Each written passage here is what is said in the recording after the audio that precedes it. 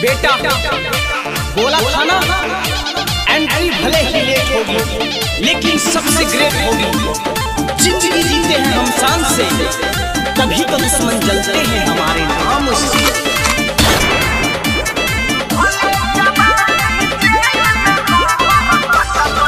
लागे छै बिगड़ल खानदानों से, चले छी ही हसीना ताना से। लागे छै बिगड़ल खानदानों से, चले छी ही हसीना ताना के। तोहार देखी खोखो सबके आँख फटत ही रे। हे गे ऐसन घटना रोजे घटतई गे।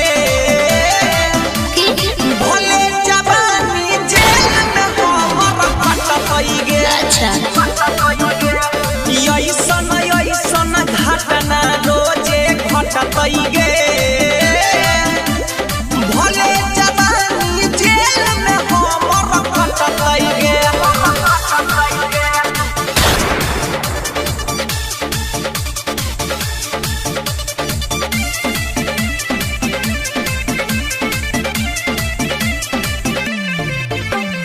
जय भी एक दिन जेल रे छोड़ा, चढ़ भी एक दिन फांसी।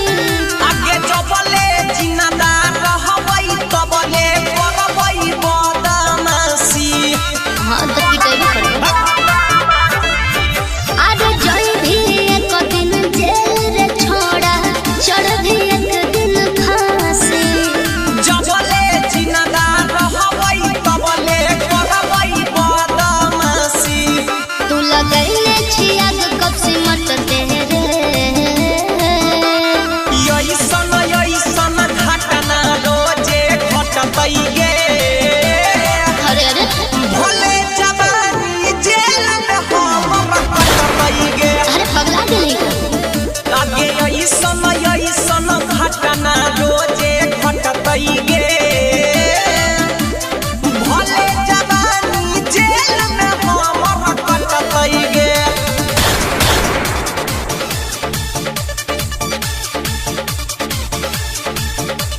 Radhika recording studio Saharsa.